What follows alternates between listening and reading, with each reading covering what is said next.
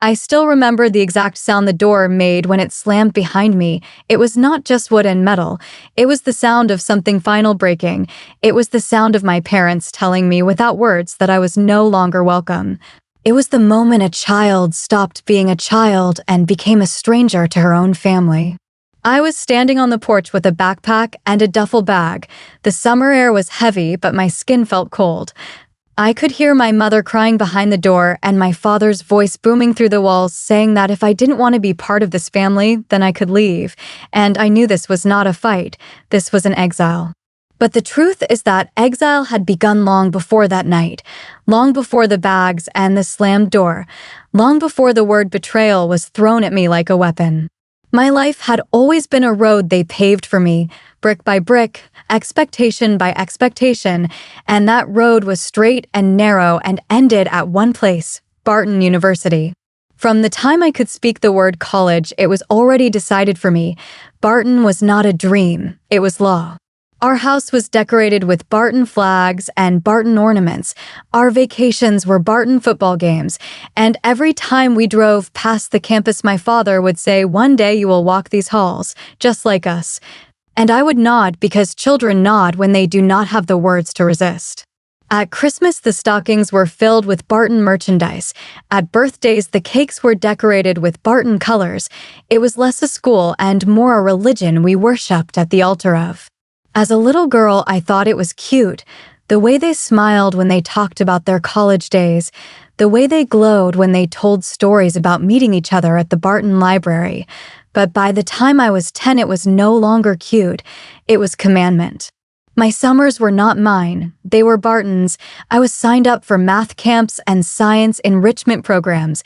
My classmates went to campfires and swimming pools while I memorized equations under fluorescent lights.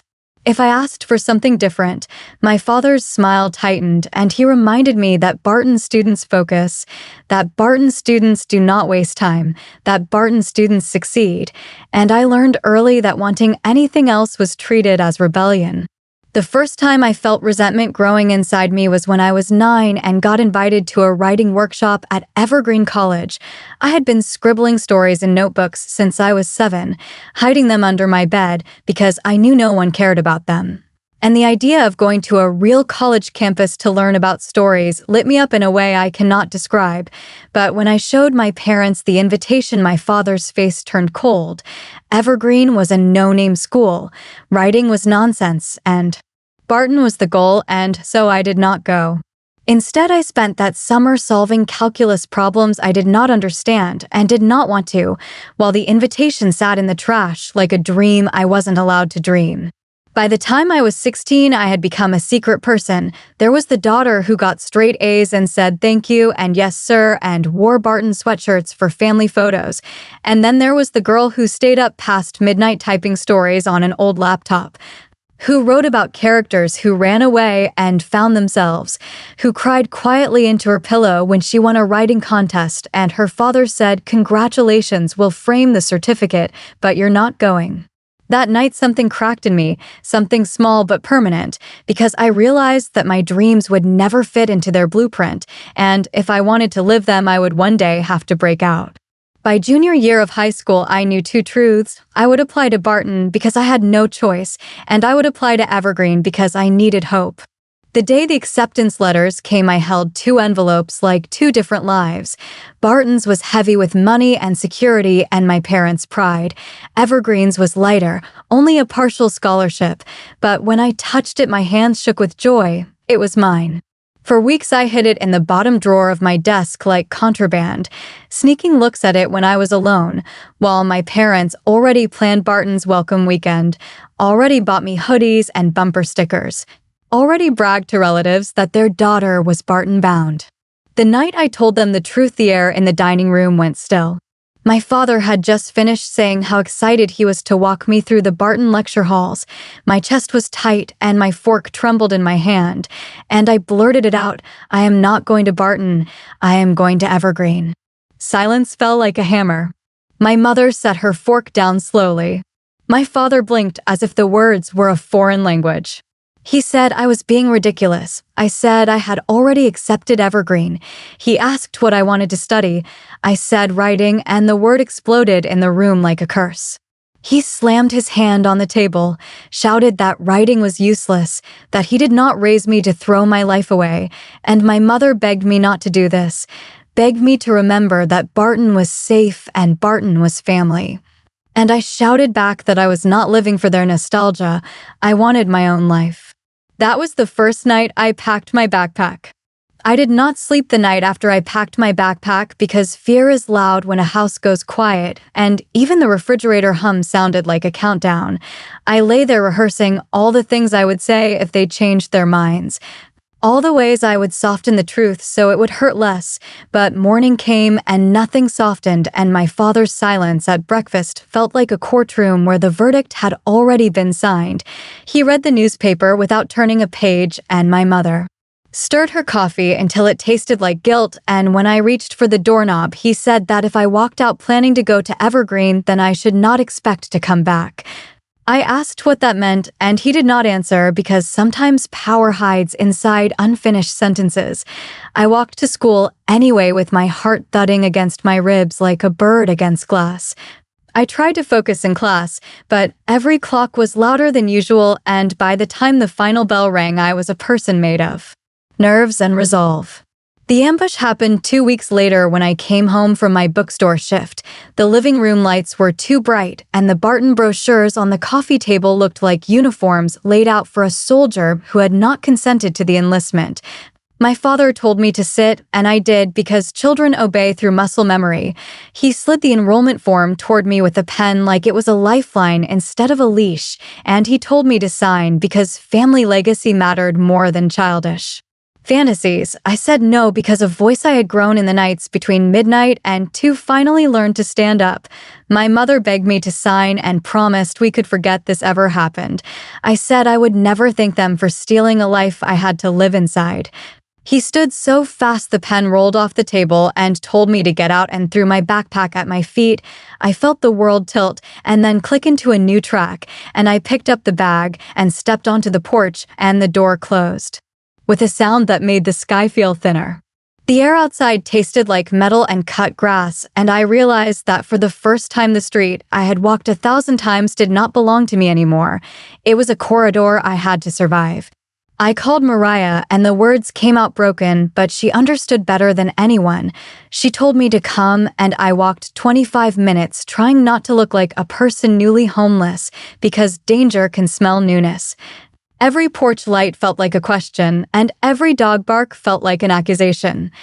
When she opened the door in an oversized hoodie and pulled me into a hug, the world shrank to the safety of her arms for a second, and I cried not because I was on a sleeping bag on her floor, but because love without conditions is so soft it bruises you after years of the hard kind. In the morning, her mother made pancakes and her father read the paper and looked at me not like a problem, but like a person, and when they asked about money and plans and whether my parents would calm down, they did it with the tone of people building a bridge instead of a trap. They said I could stay a few days and we would find a longer solution, and I nodded because sometimes hope needs a small room and 2 kind faces to survive its first night.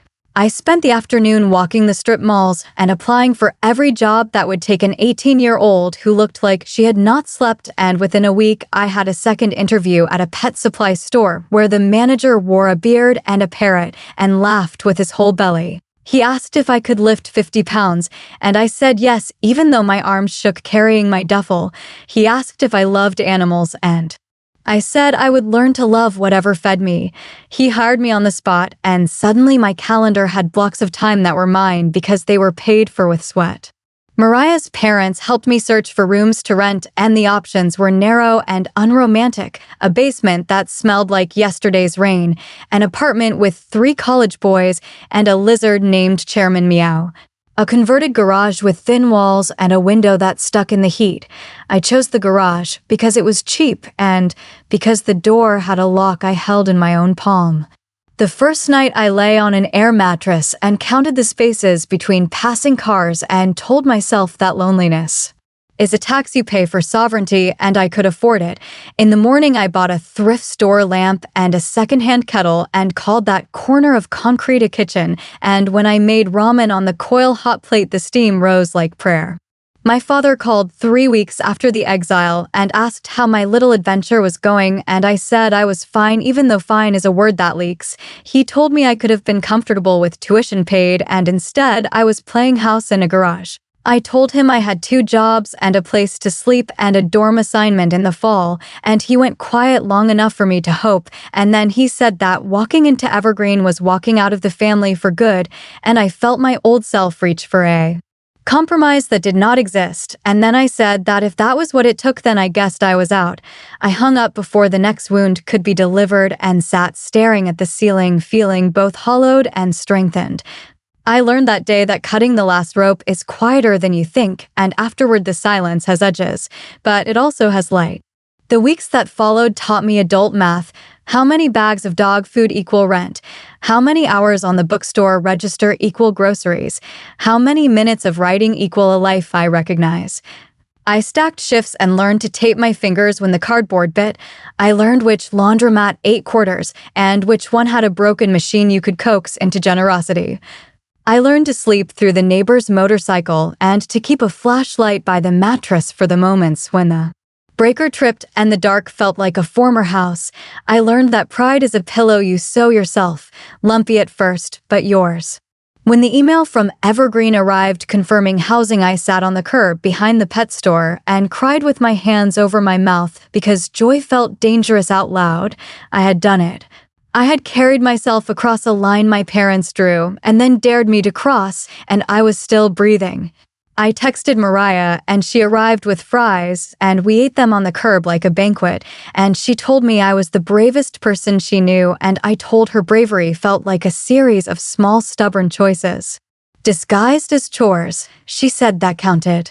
I bought a used suitcase from a thrift store because I wanted my move to feel like a declaration, and I packed it on the floor of the garage, rolling my few clothes and stacking my notebooks and tucking in a photo strip of me and Mariah taken in a mall booth where our smiles looked like people who owned their days. I wrote a note to the version of me who used to apologize for everything, and I said I will not apologize for wanting oxygen. Move-in day at Evergreen smelled like cut grass and coffee and paper.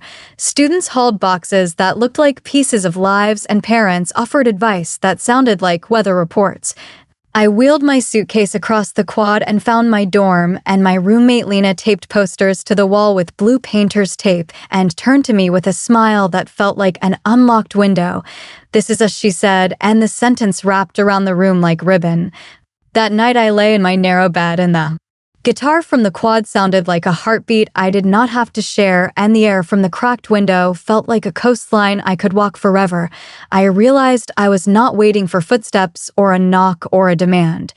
I was waiting for myself, and I had finally arrived. Classes began, and I learned what it felt like to be seen by a professor who noticed the way I ended a paragraph and asked why. I turned in a story about a girl who could only breathe outdoors, and my professor underlined a sentence and wrote, "This is where your voice lives." Keep going. After workshop, I went back to the dorm lounge and wrote until the vending machine buzzed like a lighthouse, and Lena fell asleep on the couch with a textbook open like a tent and a highlighter uncapped. I learned to love the sound of keys in a hallway when they did not belong to someone checking my choices. I learned to build a day from coffee and pages, from lectures and cheap soup, from the curve of time that held me without bruising. My mother called mid-semester with a voice I did not recognize, softer and less certain. She asked how school was, and I told her it was good, and she said she was glad I was happy and that my father was not ready to talk, but that love did not disappear because people were stubborn. I cried quietly because kindness from a distance hurts in a different color. When we hung up, I did not shake, I breathed. I realized love could be a hallway with doors you open slowly from both sides, or it could be a bench you sit on in separate cities at the same hour and call that together. I did not know which one we would be, but I knew I was not walking backward.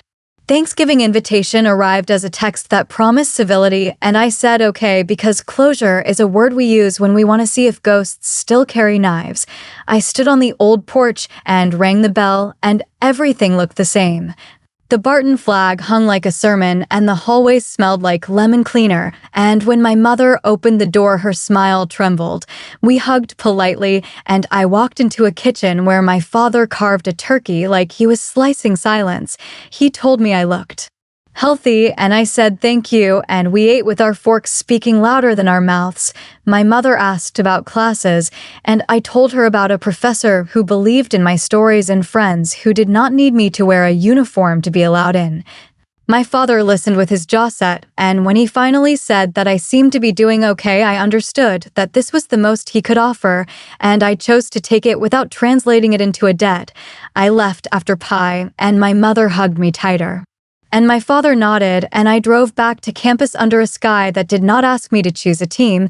I parked and walked to my dorm and stood under the maple and said out loud that home is not where your history is heaviest. Home is where your lungs expand without permission. And the tree did not argue. Winter brought work hours and long nights, and a kind of tired that felt clean because it belonged only to me. I learned to stretch $5 into 3 dinners and to cut my hair in the mirror with fearless scissors because risk looks different when it grows out of your own head. I learned to ask for help when bags of dog food were stacked taller than my back would accept and to trade bookstore shifts for pet store mornings when finals attacked. I learned that dignity wears sneakers and shows up to early shifts smelling like paper and hay and still decides to write 2 pages before sleeping because dreams do not wait politely. When spring arrived and the quad filled with blankets and theories, I sat under a tree with my laptop and wrote a story about a girl building a house out of choices, and every sentence felt like laying a plank. Lena read it sprawled on the grass and told me it tasted like fresh water. I sent it to my professor, and he wrote that it was publishable, and for the first time that word did not terrify me because publishing is not permission, it is a path. I called Mariah and we planned a visit, and when she arrived, we ate dollar tacos on a bench and laughed until our ribs hurt, and she said she almost did not recognize me because my shoulders were lower and my eyes were higher, and I said that freedom is good posture. The call from my father did not come, and I stopped rehearsing what I would say when it did. My mother texted that she was proud of me and hoped one day he could be too, and I believed she meant it. I learned to hold 2 truths at once. That some people love you the best they can, and that the best they can may still be a room you cannot live in. I did not hate them. I did not need them to change for me to grow. I learned that forgiveness is sometimes a garden you water on your side of the fence, and you wave when you see shadows moving on the other side, and you go back to planting. On the last night of freshman year, I stood in my nearly empty dorm room and looked at the unpunctuated walls and thought about all the sentences I had written and all the ones I had refused to sign, and I felt something like gratitude for the girl on the porch who shivered and walked anyway. I wrote her a letter in my head and said thank you for not letting fear translate into yes. Thank you for carrying the duffel and the unapproved life. Thank you for choosing a door that locked from the inside and calling it home. The second year at Evergreen began with a different kind of breath in my lungs, the kind that does not carry the taste of survival but of anticipation. I walked across campus with my books tucked under my arm and realized that my steps did not feel borrowed anymore. They felt chosen. My dorm room was different. A new roommate named Claire who studied biology and loved labeling everything with neat handwriting. She wrote her name on food containers and sticky notes and even her pens. At first, I found it amusing, and then I realized it was her way of claiming space in a world that had never given her much of it. I respected that because in my own way I was doing the same.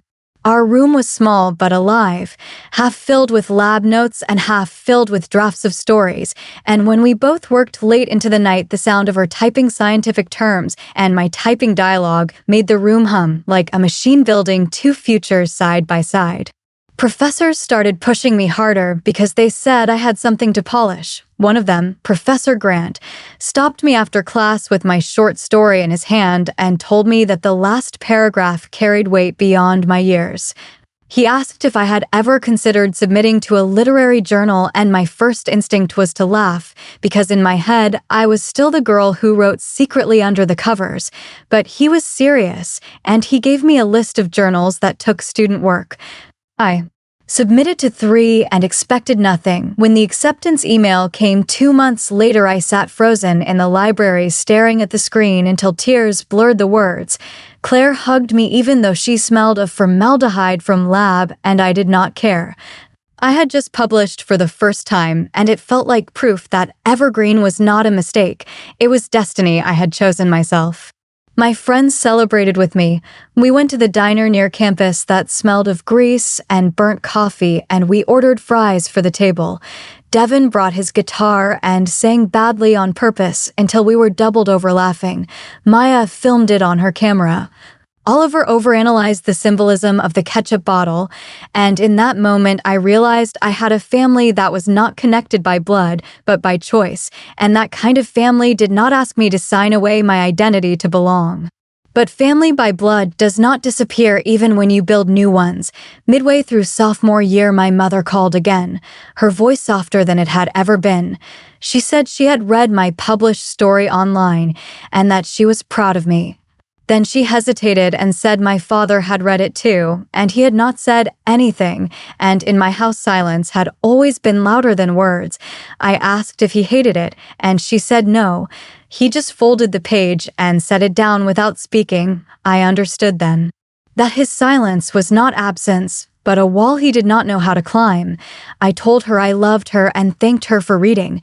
When I hung up, I felt both heavier and lighter. Heavier with the knowledge that the gap between us was still wide. Lighter with the proof that part of them was still watching, even if from a distance. Friendship also tested me that year. Mariah came to visit, and we spent hours catching up. She walked through my dorm hall with awe because she had seen me at my lowest, sleeping on her floor with tear-streaked cheeks. And now she was seeing me laughing with new friends and juggling classes and writing deadlines. But she admitted something after dinner that caught me off guard. She said sometimes she felt left behind, that while I was building this new life, she was stuck in the same town working a job she didn't love. I felt guilty because I had leaned on her when I needed saving, and now she felt like I had sprinted ahead. I told her that none of this would exist without her, that every step I took was rooted in the night she opened her door to me. She cried and I cried, and we held hands on the dorm bed until the guilt untangled into gratitude, and I promised her that our stories were not measured by speed, but by courage. Money was still a battle. Even with 2 part-time jobs, I was stretched thin. There were weeks when I ate ramen 3 nights in a row and wrote stories about characters who lived on feasts because imagination fed me when food didn't. But unlike the past, this struggle was mine, and that made it bearable. I learned to budget with sticky notes and to accept help when Lena or Claire shared leftovers. I learned that pride is not refusing help, but refusing to collapse under the weight of needing it. By spring of sophomore year, I had 2 stories published and 1 more accepted. My professors encouraged me to apply for a summer fellowship in New York. It felt impossible, a city I had only seen in movies. But I applied anyway, and when the acceptance letter came, I screamed so loud Claire dropped her beaker. That summer, I lived in a dorm with strangers and took workshops with writers whose books I had once underlined in secret. I walked the streets of the city with my head tilted up at the skyscrapers, and I thought about my father's words that writing was a useless hobby, and I realized that his voice no longer held power over my steps. I was walking streets he had never walked, breathing air he had never breathed, and that was enough proof for me. When I returned for junior year, I carried myself differently, less like someone asking permission to exist, and more like someone building a house brick by brick. My mother noticed it too during our occasional calls. She told me she could hear confidence in my voice, and I smiled, because confidence does not come from being told you are right. It comes from surviving when everyone said you were wrong. By the time I reached my final year at Evergreen, I was no longer the girl who trembled on the porch with a backpack and a duffel bag. I was a woman who had built a life out of scraps and choices. I had stories published, friends who felt like siblings, and professors who pushed me because they believed I had a future worth chasing. The calls from my mother came less often, sometimes soft and apologetic, sometimes heavy with the same old bargaining, but I no longer bent under them. I listened with a calm heart and answered with the truth. I am happy, I am safe. I am not coming back to Barton. My father never called again.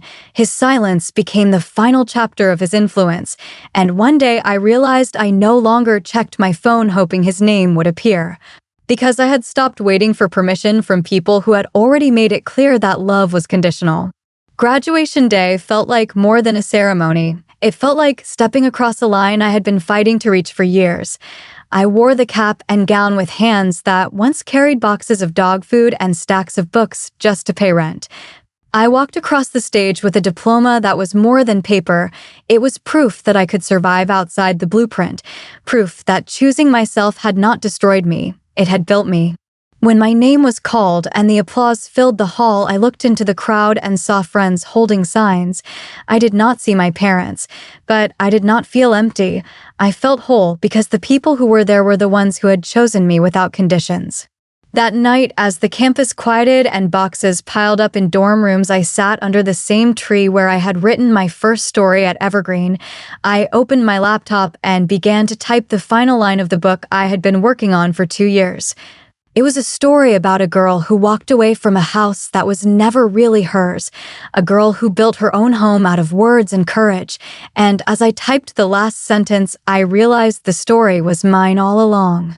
I closed the laptop, leaned back against the tree, and whispered to myself that I had done it. I had chosen freedom over fear, and I had survived. When people ask me now what I would do differently, I tell them nothing, because every hard night, every bowl of ramen, every shift that left me sore was a brick in the foundation of the person I am today. And I would not trade that for the false comfort of a house that only wanted me if I obeyed. Home is not an address. It is not a last name. It is not the place where you were raised. Home is the space where you can breathe without asking, where your choices are not crimes, where your dreams are not dismissed as hobbies. Home is what I built when I walked away. So if you ask me what I would do if my parents kicked me out because I refused to go to the college they chose, I would tell you that I would still walk away. I would still carry that duffel bag into the night. Because losing a house that was never mine was the price of finding myself, and I would pay it again.